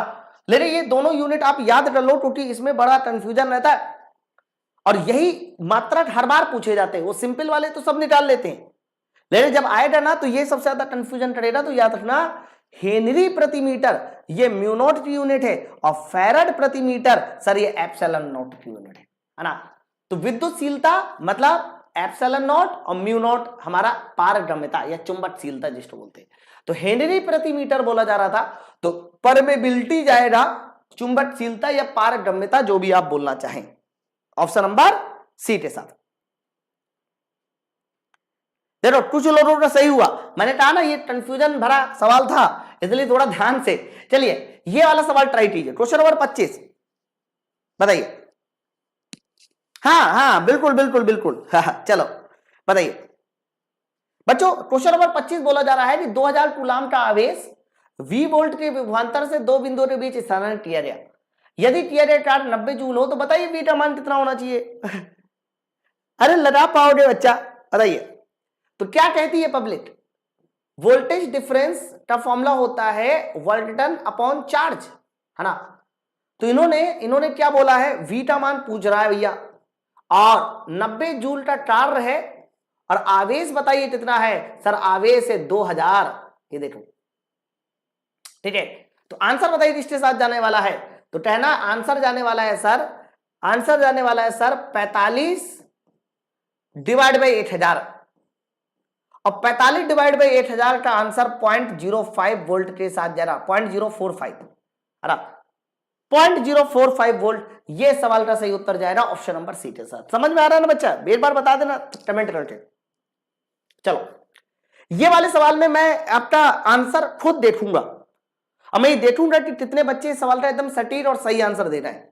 उसका मैं नाम भी एक बार पढ़ूंगा क्योंकि मुझे ये देखना है कि ऐसे सवाल आप लोग लगा पाते हो नहीं लगा पाते, क्योंकि ये सवाल हर बार आते हैं और पैटर्न में सबका सेम है। चलिए और सब लोग मुझे आंसर देंगे 26 का ए, 26 का बी, 26 का सी, ऐसे आंसर दीजिए ताकि मैं समझ सकूं कि कितने बच्चे इस सवाल का सही आंसर दे रहे हैं, कितने गलत दे रहे हैं। बताइए बड़ा प्यारा सवाल है कि निम्नलिखित में से अगर शक्ति P है, पावर P है, प्रतिरोध R है, T सेकेंड है, हरा, और बोला ही जा रहा है कि प्रवाहित आवेश Q है, तो सही संबंध मुझे बताइए कि इनके बीच में सही संबंध क्या होना चाहिए। बताओ, देखते कितने लोग आंसर देते। विवेक चौहान तुमने सी आंसर दिया है, जिंदगी तुमने सी आंसर दिया है, JMSC तुमने सी आंसर दिया। देखो यार ऐसे सवाल का तरीका एकदम सटीक होना चाहिए। ये जय माता दी टर्टल लगाने वाला सवाल नहीं है कि मेरे पड़ोसी ने सी आंसर दे दिया मतलब सी आंसर सही होगा। उज्जवल तुमने भी सी आंसर दिया, पंकज, जितेंद्र, अच्छा ज्यादातर बच्चे सी आंसर दे रहे हैं, तो जनता का सपोर्ट सी वाले ऑप्शन के साथ है। देखते हैं सी वाला आंसर सही कि गलत है। तो मेरे भाई ये बताओ पावर का फॉर्मूला होता क्या है, तो कह देना पावर का फॉर्मूला होता है आई स्क्वायर इंटू आर, ये वाला लगाना पड़ेगा मुझे, है ना। अब आई स्क्वायर इंटू आर वाला लगाना पड़ेगा और वी इंटू आई वाला नहीं लगा सकते क्या, वोल्टेज के बारे में तो कुछ नहीं कहा यार, तो वी इंटू आई थोड़े ना लगा सकते हैं। चलो अब आप बताइए क्या मैं इस पावर के फॉर्मूले में से आई और आई को अलग कर दूं, ये देखिए कर दिया भाई, आई और आई को मैंने दो बार लिख दिया, कोई टेंशन। और एक जो आई बचा है उसे Q अपॉन टी कर दिया जाए, क्योंकि धारा का मतलब होता है आवेश अपॉन टाइम। सुनना है ना सब लोग पब्लिक। तो मेरे भाई बच्चों बताओ जल्दी से, T इधर चला जाएगा तो P इंटू टी ये हो जाएगा और Q I R ये बात, Q I R ये बात भैया, इसे कहते हैं क्लास की सामर्थ्य। ज्यादातर बच्चों ने सी आंसर दिया है बच्चा और सी आंसर एकदम सही है। हाँ लेकिन सिर्फ फिजिक्स के लिए, सिर्फ फिजिक्स के लिए बच्चा, सिर्फ फिजिक्स के लिए बुक के साथ बैच फ्री है ना, सिर्फ फिजिक्स के लिए। क्या बात है, तो काफी बेहतरीन सवाल था और ऐसे सवाल लगाना सब लोग सीख लीजिए भैया। चलो ये लीजिए, बहुत सारे लोगों को लगता है कि ये सवाल आता ही नहीं है एग्जाम में। एक समान मीटर स्केल का वजन 50 ग्राम है, इसे 70 सेंटीमीटर के निशान पे टिकाया गया है, इस पर 40 ग्राम का द्रव्यमान कहाँ रखा जाना चाहिए ताकि ये संतुलन अवस्था में आ जाए। आपने पढ़ा होगा बहुत सारी जगह से BSCD, ये एग्जाम है और तुम्हें अभी लग रहा होगा कि ये कठिन सवाल आता नहीं है। ये लीजिए देखिए, अरे देख लो भैया, देख लीजिए, ये सवाल हमारे रेलवे में पूछा गया सवाल है, आप देख लो। मुझे जानबूझ के स्क्रीनशॉट लाना पड़ता है ताकि आपको इस सवाल की इंपॉर्टेंस पता चले। अब आपने ये तो देख लिया कि ये इंपॉर्टेंट है, अब सॉल्यूशन देखिए और जीवन में कभी दोबारा इस तरह के सवाल को गलत नहीं करिएगा। चलो बच्चों, मीटर स्केल मैंने आपके सामने बना के रखी, ये मीटर स्केल है। मीटर स्केल में बच्चा क्या होता है कि 0 से शुरुआत होती है और यहां फाइनल बताइए कितने सेंटीमीटर तक जाता है, 100 सेंटीमीटर तक जाता है। ये हमारा मीटर स्केल है ना, ध्यान रखिएगा। एक समान मीटर स्केल का वजन 50 ग्राम है। बच्चा जो वजन होता है मीटर स्केल का वो ठीक बीचों बीच काम करेगा, ठीक बीचों बीच। अब बीचों बीच का मतलब बताइए ये पैमाना कौन सा होगा सर, ये 50 सेंटीमीटर वाला होगा। तो 50 सेंटीमीटर पे हमारा 50 ग्राम काम करेगा ठीक बीचों बीच। अब देखो क्या है, 70 सेंटीमीटर के निशान पे टिकाया गया है। अच्छा, तो यहां कहीं 70 सेंटीमीटर का निशान होगा और 70 सेंटीमीटर के निशान पे टिकाया गया है, मतलब 70 सेंटीमीटर के निशान पे हमने फलक्रम बना लिया, ऐसे बना लिया। फिर देखिए क्या बोला जा रहा है, फिर बोला जा रहा है कि 40 ग्राम का द्रव्यमान कहां रखा जाए ताकि यह संतुलन में हो जाए। द्रव्यमान हमें रखना है 40, फिर प्रश्न यह है कि कहां रखा जाए ताकि यह संतुलन में हो जाए। तो पहले तो आप ये समझो कि ये संतुलन में है कि नहीं। तो मेरे भाई ये फलक्रम है, ये देखो, तो फलक्रम अगर ये है तो 50 ग्राम की वजह से ये जो हमारी रॉड है ना, ये ऐसे घूमना चाहेगी। तो बच्चों इसे ऐसे घूमने से रोकने के लिए हमें इस ओर एक वजन रखना पड़ेगा और ये वजन इन्होंने बोल दिया 40 ग्राम रख दो सर, बट कितने निशान पे रखना जाना चाहिए वो निशान तुमसे पूछ रहा है। तो निशान के लिए हम लोग ये डिस्टेंस को अपनी तरफ से कितना मान लेते हैं, x मान लेते हैं। ठीक है, चलो तो आप मुझे बताइए, आपको मूवमेंट बराबर करना होता है, एंटी क्लॉकवाइज और क्लॉकवाइज मूवमेंट बराबर करना होता है फलक्रम के अबाउट। तो बच्चों ये बताओ 50 ग्राम और यहां से यहां तक की लंबाई कितनी है, 70 माइनस 50, और 70 में से 50 जाएगा क्योंकि 20 का गैप देखा जाता है ना, 70 में से 50 जाएगा 20, है ना। तो इस और मूवमेंट हो जाएगा, मूवमेंट का मतलब होता है बल गुणे 20 की दूरी, 50 गुणे 20। देखो मूवमेंट का मतलब होता है बल और इनटू फलक्रम से दूरी, तो ये दूरी कितनी हो जाएगी सर, 70 माइनस 50 20, तो 50 गुणे 20। ठीक है, चलो इधर आइए सर, ये है 40 ग्राम और ये दूरी कितनी है x, ये देखिए। तो मेरे भाई यहां से x बराबर कितना हो जाएगा, तो 5 दूनी 8000, कितना आ रहा है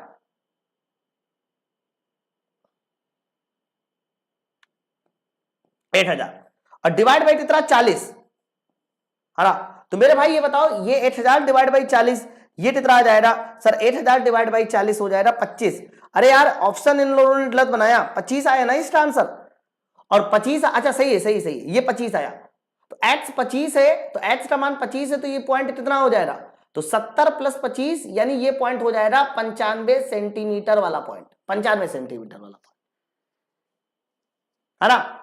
तो सही आंसर 95 सेंटीमीटर के साथ जाना चाहिए, ऑप्शन नंबर सी के साथ। अरे भैया ये 25 आ गया, हमें तो पॉइंट पूछा है ना, तो 70 में 25 को जोड़ा जाएगा और 70 में 25 को जोड़ा जाएगा, तो बताइए कितना आंसर आ जाएगा सर, 95 आ जाएगा।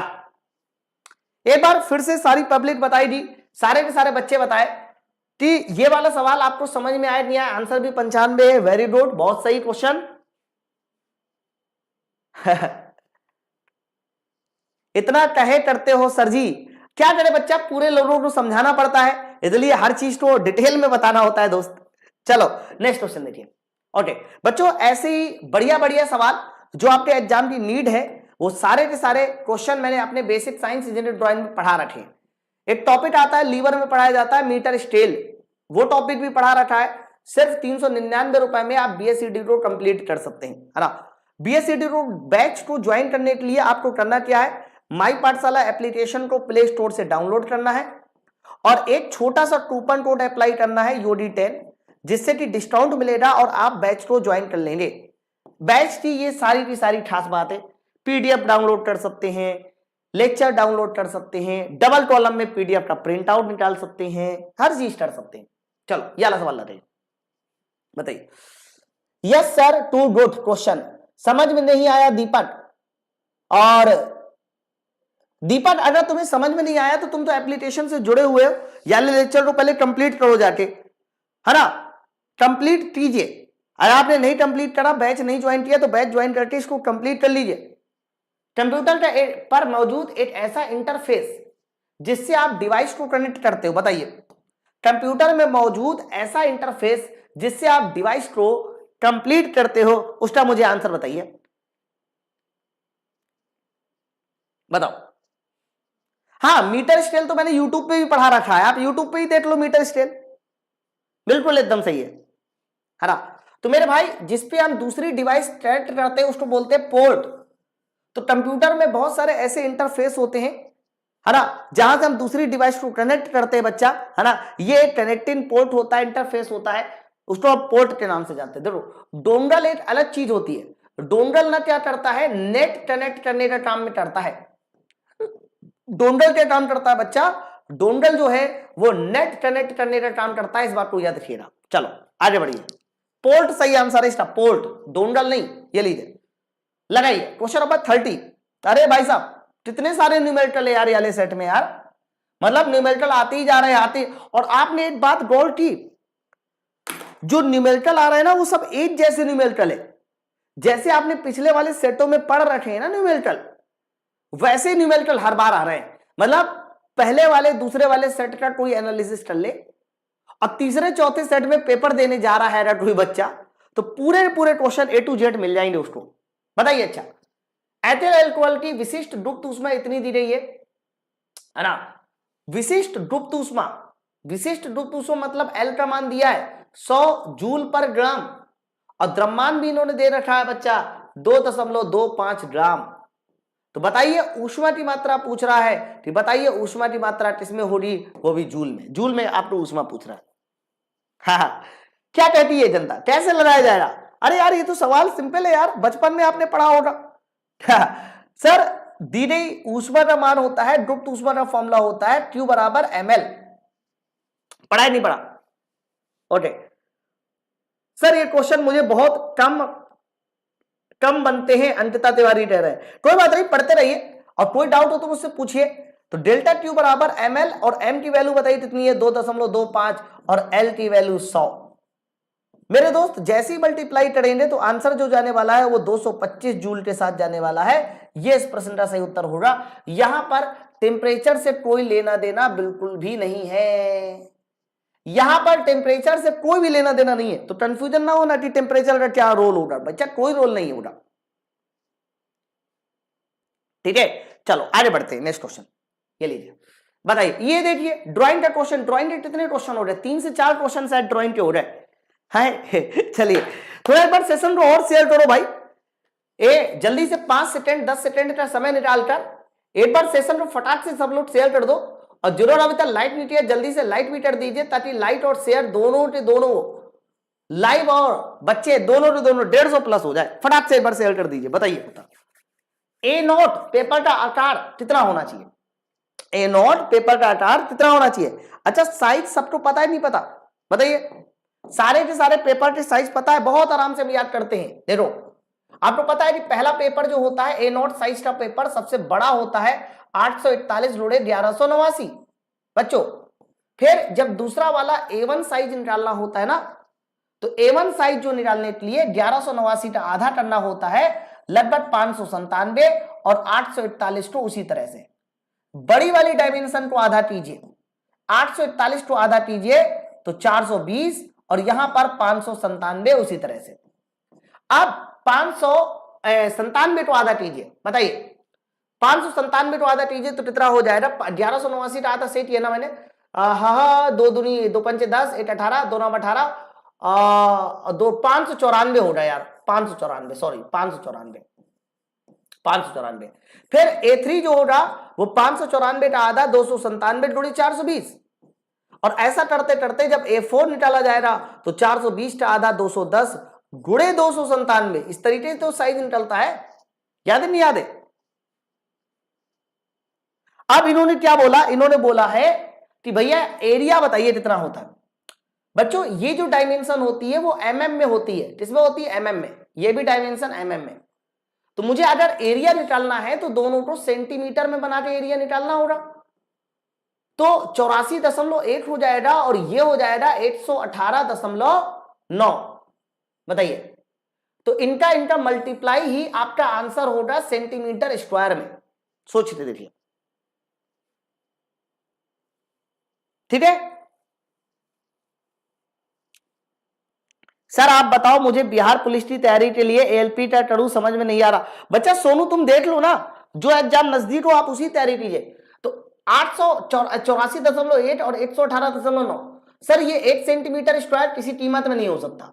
सर ये 100 सेंटीमीटर स्क्वायर भी नहीं हो सकता, और ये 1000 भी नहीं हो सकता, क्योंकि 118 में अगर 10 का मल्टीप्लाई किया होता, सिर्फ 10 का, तो ऑटोमेटिकली ये 1000 से ऊपर चला जाता। सर ये 1000 भी नहीं हो सकता। कंफर्म इसका आंसर 10,000 के आसपास जाना चाहिए, और यही सही उत्तर भी है। उमन यदुवंशी 1000 कैसे आएगा मल्टीप्लाई? बच्चा मुझे बताओ, अगर यहां 84 ना होके सिर्फ 10 भी होता तब भी ये आप देखिए ये 1000 से ऊपर चला जाता, और वहां 84 है यार,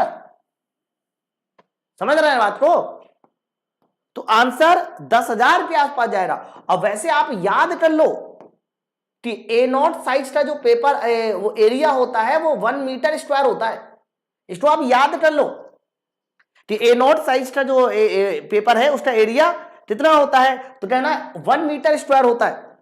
और बच्चा 1 मीटर स्क्वायर होता है तो 8 मीटर का मतलब होता है 100, और स्क्वायर है तो 10 की पावर 4, ये देखो सेंटीमीटर स्क्वायर।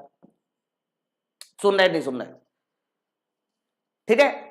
अब हो सकता है कि कल को आपको A1 का एरिया पूछ दे, तो A1 का एरिया आधा हो जाएगा, एरिया आधा होता चला जाता है, तो 10,000 का आधा कितना हो जाएगा? 5,000 सेंटीमीटर स्क्वायर।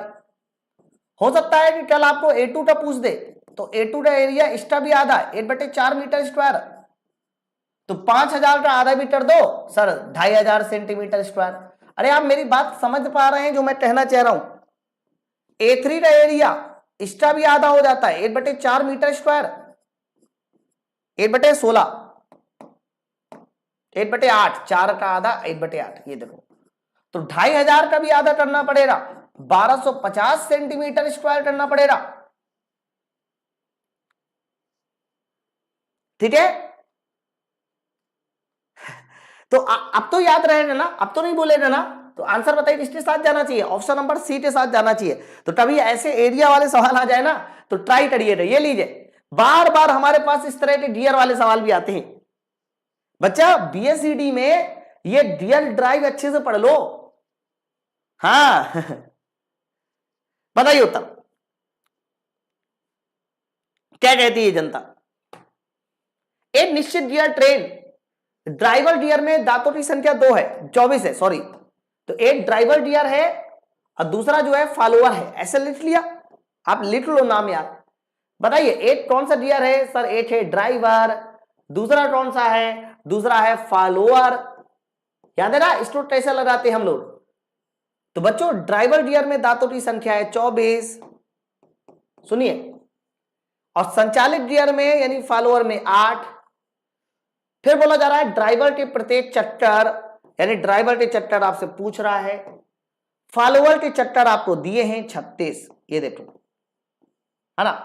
तो ड्राइवर के चक्कर पूछ रहा है, नहीं लगा पाओगे क्या? है ना? तो कैसे करते हैं बच्चा? इनका मल्टीप्लाई बराबर करते हैं। तो 24 गुणे N1 बराबर 8 गुणे 36, बस सिंपल सा कॉन्सेप्ट। तो बताइए यहां से N1 कितना आ जाएगा, 8 3 24 12, N1 12। तो सवाल का सही उत्तर 12 के साथ जाना चाहिए, ऑप्शन नंबर सी। तैयार हो गया होगा ये कॉन्सेप्ट। चलो क्वेश्चन नंबर 33 बताइए, लाइए फटाफट बताइए क्या कहती है जनता। क्वेश्चन नंबर 33 में इस तरह के भी सवाल कई बार रिपीट हुआ है, लेकिन डेटा अलग था, इस बार डेटा अलग है। 12 ओम का प्रभावी प्रतिरोध पाने के लिए आर और 15 ओम को समांतर में जोड़ा गया है। बताइए आर का मान कितना होना चाहिए। तो बच्चों ये बताओ, आर और 15 को समांतर में जोड़ा गया है, तो आर गुणे 15 डिवाइड बाई आर प्लस 15 बराबर बताइए हमारा 12 हो जाएगा, है ना। यहां से आपको आर का मान निकालना है बच्चा, कुछ नहीं करना है, 3 चुको 12 3 पचे 15, देख लो। तो 5R बराबर 4R प्लस 15 चौको 60। यहां से फाइनल देखिए R बराबर कितना ओम आ जाएगा सर, R बराबर हो जाएगा 60 ओम। ये देखो 60 ओम, ऑप्शन नंबर डी के साथ। चलो 34 नंबर क्वेश्चन देखिए, बताइए ये मास वेट एंड डेंसिटी का क्वेश्चन, बताइए उत्तर।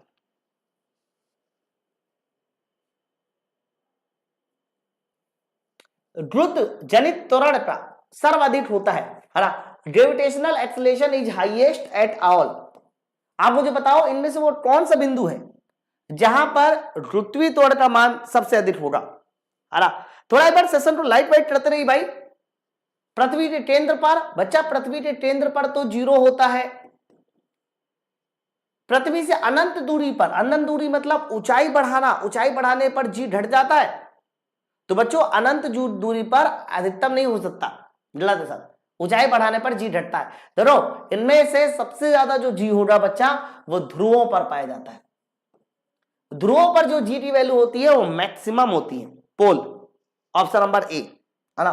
ये सब चीजें आपको एकदम क्लियर कट पता होना चाहिए यार, ऐसा कुछ भी नहीं है कि इसमें बहुत ज्यादा खतरनाक कॉन्सेप्ट है। क्योंकि मैं आप लोगों को ये सब चीजें पढ़ा रहा हूं, इसका मतलब मैं मान के चल रहा हूं कि हाँ आपको बीएससीडी थोड़ा बहुत आता है कि नहीं। चलो अच्छा एक बात मुझे बताइए, बीएससीडी की सीरीज परसों खत्म हो जाएगी। परसों में आप लोगों के लगभग सारे के सारे प्रीवियस ईयर क्वेश्चन तो सॉल्व हो चुके होंगे, परसों लास्ट सेट है। उसके बाद आप कौन सी सीरीज पढ़ाना चाहते हो, है ना। थोड़ा आप सब लोग मुझे आज के वीडियो में सब लोग कमेंट करके बताना। वैसे मैंने तो ये सोचा था कि 30 एक्सपेक्टेड मॉक टेस्ट करा दूं, 30 एक्सपेक्टेड मॉक करा दूं, और वो भी किसका सर, वो भी बीएससीडी का, बीएससीडी का 30 एक्सपेक्टेड मॉक टेस्ट करा दूं। आप लोग बताइएगा कमेंट करके कि ये बात आप लोगों के लिए मतलब आपको बढ़िया है नहीं है, ठीक है। बताओ एक रैट और एक डियर, मतलब रैट क्या होता है। अच्छा रैट बच्चों, रैट क्या होता है मैं आपको बता दूं। रैट इस तरीके से होता है, ऐसे, है ना, ये आगे पीछे स्लाइड करता है बच्चा, है ना। तो रैट ना इस तरीके से होता है, और एक होता है पिनियन, ये सब डियर वाले चैप्टर में मैंने पढ़ा रखा है। तो रैट ऐसे, पिनियन ऐसे घूमेगा, रैट ऐसे आगे बढ़ेगा। तो पिनियन में दांतों की संख्या तो होती है, लेकिन रैट में दांतों की संख्या, उसकी रेडियस, वो सब इनफाइनाइट बताई जाती है, क्योंकि हॉरिजॉन्टल होता है ना। तो रैट क्या होता है, तो दांतों की संख्या अनंत होती है, ये सही उत्तर हो जाएगा। अनंत मॉड्यूल नहीं कह सकते, दांतों की संख्या अनंत होती है।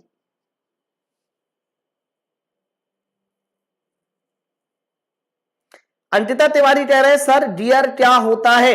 अंकिता आप मुझे बताओ, आप एएलपी की तैयारी कर रहे हैं कि टेक्नीशियन की तैयारी कर रहे हैं, पहले आप मुझे ये कमेंट कर दो। अगर आप एएलपी की तैयारी कर रहे हैं और आप मुझसे कह रहे हैं डियर क्या होता है, तो फिर बड़ा धोखा है भाई, है। हाँ टेक्नीशियन की तैयारी कर रहे हैं तो हो सकता है कि आप डियर नहीं भी जानते होंगे, लेकिन अगर आप एएलपी की तैयारी कर रहे हैं तो फिर डियर आपको जानना जरूरी है। चलो ये लीजिए बताइए, ये सवाल बड़ा सही सवाल पूछा है इन्होंने, है ना। 0 डिग्री सेंटीग्रेड पर, ये भी हीट का न्यूमेरिकल है, हीट के न्यूमेरिकल बहुत खतरनाक आते हैं।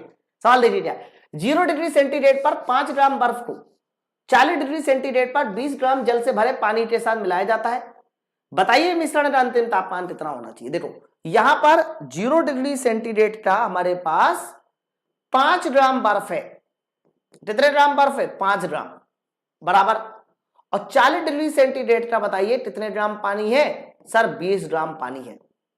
मतलब यहां पर तुम्हारे पास पानी है और यहां पर बताइए क्या है? बर्फ है। आपने इन दोनों को आपस में मिला दिया। बच्चा जब इन दोनों को आपस में मिला दिया तो आप बताइए मिलाने के बाद मिक्सचर का फाइनल टेम्परेचर कितना होना चाहिए? यही तो क्वेश्चन है।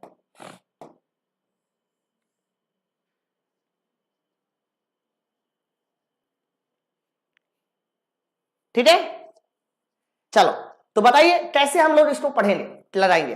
बच्चों ये पानी और बर्फ को मिलाने वाला कॉन्सेप्ट है, ये इतना आसान नहीं होता है। बहुत सारे लोग कहेंगे कि अच्छा 0 और 40 आधा कर दो 20, लो 20 उत्तर ही नहीं है कैसे लगाओगे? तो मैं आपको बताता हूं ये सवाल कैसे लगाने होते हैं, इनका मेन कॉन्सेप्ट क्या होता है, पकड़ क्या होती है, मैं बताता हूं। देखो सबसे पहले आपको पता होना चाहिए बर्फ की गुप्त ऊष्मा। बच्चों बर्फ की गुप्त ऊष्मा होती है 80 कैलोरी प्रति जूल, कैलोरी प्रति ग्राम, है ना। बर्फ की गुप्त ऊष्मा होती है 80 कैलोरी प्रति ग्राम। मतलब 1 ग्राम बर्फ को पिघलने के लिए 80 कैलोरी ऊष्मा चाहिए। बच्चा 1 ग्राम बर्फ को पिघलने के लिए 80 कैलोरी ऊष्मा चाहिए, तो 5 ग्राम के लिए बताइए कितना चाहिए? तो 5 ग्राम के लिए चाहिए 8 5 से 40, 40 यानी 400 कैलोरी। तो 5 ग्राम बर्फ को पिघलने के लिए 400 कैलोरी ऊष्मा चाहिए। यहां सब लोग क्लियर है? अब दूसरी बात सुनो, पानी ज्यादा से ज्यादा कितनी ऊष्मा निकाल सकता है?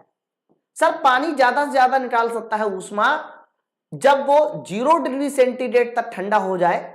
भाई पानी ज्यादा ज्यादा 0 तक ठंडा हो सकता है। तो पानी का द्रव्यमान है 20 और पानी की विशिष्ट ऊष्मा होती है 1 कैलोरी प्रति ग्राम केल्विन। पानी की विशिष्ट ऊष्मा कितनी होती है? 1, और आधे मात्रा का होता है कैलोरी प्रति ग्राम केल्विन। और डेल्टा टी 40 से ज्यादा 0 तक ठंडा हो सकता है, टेम्परेचर डिफरेंस 40। तो पानी ज्यादा से ज्यादा बताइए कितना निकाल सकता है? 4 दूनी 8 यानी 800 कैलोरी निकाल सकता है। अब यहां तक बात सब लोग क्लियर हो रही? ठीक है, यहां तक सब लोग क्लियर है? देखो मैं फिर से बता दूं, बर्फ को पिघलने के लिए 80 कैलोरी प्रति ग्राम चाहिए, तो 5 ग्राम बर्फ को पिघलने के लिए 400 चाहिए। पानी ज्यादा से ज्यादा कहां तक ठंडा हो सकता है? 0 तक। तो मान लीजिए पानी अगर 0 तक ठंडा हो रहा है तो टेम्परेचर 40 माइनस 0 यानी 40 mc डेल्टा टी लगा दिया, तो पानी के पास ज्यादा ज्यादा कितनी ऊष्मा है? 800। तो बच्चा इस 800 में से ये 400 दे देगा बर्फ को पिघलने के लिए। सुनना है ना सब लोग? इस 800 में से ये 400 दे देगा बर्फ को पिघलने के लिए, और बाकी बचा 400 बताइए क्या करेगा? उसका टेम्परेचर बढ़ा देगा। सुनना है? तो अगर पानी द्वारा दी गई ऊष्मा बर्फ को जरूरी ऊष्मा से ज्यादा है तो बर्फ पूरी पिघल जाएगी। तो बर्फ को चाहिए 400, पानी ज्यादा ज्यादा दे सकता है 800। भाई साहब तो बर्फ तो 400 लीटर पिघल जाएगी। तो बाकी बचा कितना? सर बाकी बचा 400, और बाकी बचा जो 400 कैलोरी है यही पानी के मिश्रण के टेम्परेचर को बढ़ा देगा। सुन रहे हैं ना सब लोग? तो 800 में से 400 तो बर्फ को पिघला देगा, बाकी बचा 400 टेम्परेचर बढ़ा देगा। तो फिर से आपको एक बार फॉर्मूला और छोटा सा लगाना पड़ेगा, बस mc डेल्टा टी। ये फॉर्मूला लगाया दिया है मिश्रण का तापमान निकालने के लिए। तो 800 में से 400 तो पिघलाने के लिए निकल गया, बाकी बचा 400। अब द्रव्यमान कितना हो जाएगा? अब तो दोनों मिल चुके हैं ना, बर्फ भी पिघल चुकी, पानी भी आ चुका है। तो 20 और 5 25, पानी की विशिष्ट ऊष्मा 1 और टेम्परेचर का डिफरेंस 0 के बाद, तो टेम्परेचर डिफरेंस 400 बटे 25, और 400 बटे 25 बताइए कितना होता है? तो 400 बटे 25, 25 से कम 25 और 150, 25 चट्टा 150, 16 डिग्री सेंटीग्रेड। ये लीजिए इस प्रश्न का सही उत्तर 16 डिग्री सेंटीग्रेड आएगा। हाँ आकाश एकदम सही है, 16। शिव शंकर एकदम सही है। हाँ दुनाली एक्सप्रेस, अरे यार तुमने बहुत देर बाद कमेंट किया, कहां थे भैया दुनाली एक्सप्रेस अरे यार ठीक है।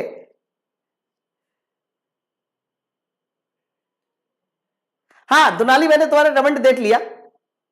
तो पहले आप मुझे ये बताओ ये कॉन्सेप्ट सबको क्लियर है नहीं क्लियर है? ठीक है चलिए आगे बढ़ते। ये लीजिए एक और सवाल है, ये लास्ट सवाल है बच्चा, बस 42 सेट में 23 जनवरी सेकेंड शिफ्ट में मुझे लगभग 37 क्वेश्चन ही देखने को मिले, 40 नहीं मिलते हैं, या मेरे से एक दो मिस होते जाते होंगे, है ना। ये लास्ट क्वेश्चन है बस। सर इसकी प्लेलिस्ट कहां है? प्लेलिस्ट है, आप देखिए तो वहां जाके। चलो बताइए।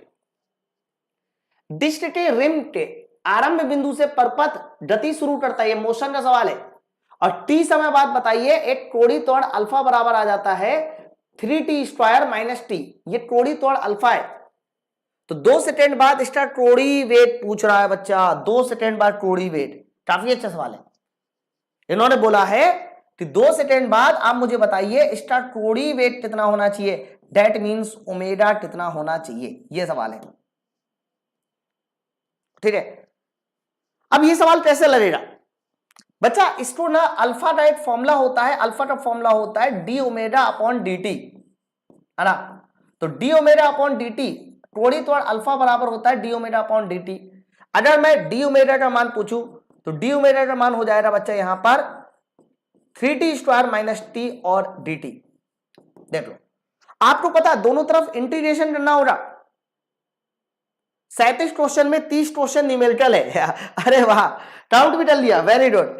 तो यहां पर दोनों तरफ इंटीग्रेशन करना होगा, तो डी ओमेगा इंटीग्रेशन ओमेगा, समझो बात को।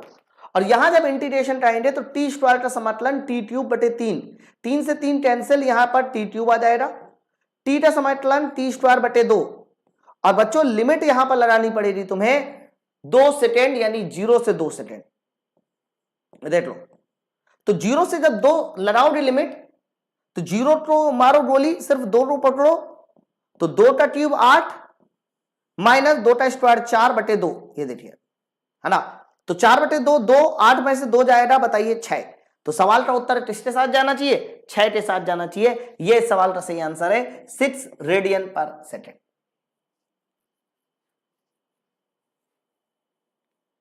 आप तैयारी करेंगे तो शायद लेंगे कोचिंग। अच्छा ओके, सब तो क्लियर है ना? हाँ, तो मैंने आपको अभी एक छोटा सा नन्हा सा प्रश्न पूछा था।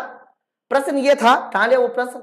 हाँ, कि बीएसईडी के मैं सोच रहा था कि मैंने परसों शायद वाली सीरीज खत्म हो जाएगी, तो परसों के बाद का क्या, तो परसों के बाद मैं सोच रहा था कि मैं आप लोगों को 30 एक्सपेक्टेड मॉक टेस्ट आ दूं 40-40 क्वेश्चन के, ताकि आप बीएसईडी में एकदम मजबूत हो जाए पहले से। और बच्चा बीएसईडी में जितना ज्यादा मजबूत रहेंगे, आपके एएलपी में सिलेक्शन के चांस उतने ज्यादा बढ़ जाएंगे, है ना।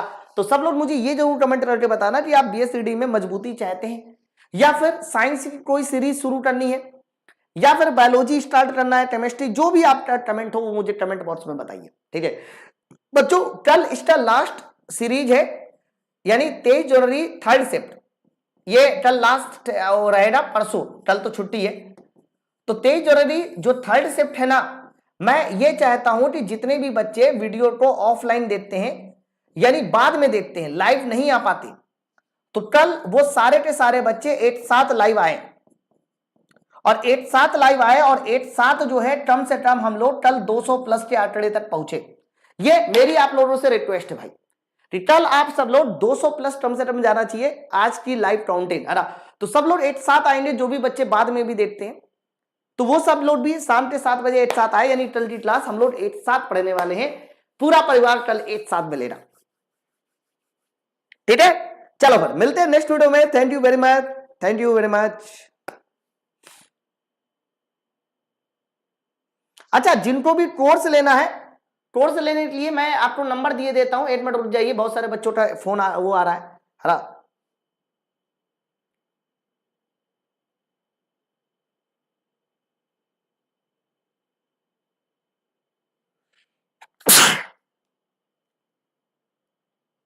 ओके, तो बच्चों जिनको भी अगर एप्लीकेशन पे किसी तरह के कोई बैचेस ज्वाइन करने हैं, है ना, वो इस नंबर पे फोन करके बैचेस को ज्वाइन कर सकते हैं, या फिर डायरेक्ट माई पाठशाला एप्लीकेशन को डाउनलोड कीजिए और डायरेक्ट भी आप बैच को ज्वाइन कर सकते हैं, एक बढ़िया सा कूपन कोड लगाकर YOGI10 UD10 डिस्काउंट पाने के लिए। ये हमारे एप्लीकेशन पे बैचेस चल रहे हैं। अगर आप इवन SSC MTS की भी क्लास लेना चाहते हैं, तो math, reasoning, GK, GS, English सहित 360 रुपए में, केवल 360। CHSL के भी 396, यूपी पुलिस की इतने, बट ये डिस्काउंट आपको तब मिलेगा जब आप योडी 10 कूपन कोड लगाएंगे, है ना। तो योडी 10 कूपन कोड के साथ आप माई पाठशाला बैच को ज्वाइन कर सकते हैं। ये मानसून ऑफर है, इतना सस्ता, इसके बाद पता नहीं इतना सस्ता हो या ना हो, है ना। चलो चलो मिलते हैं नेक्स्ट वीडियो में। थैंक यू वेरी मच, जय हिंद।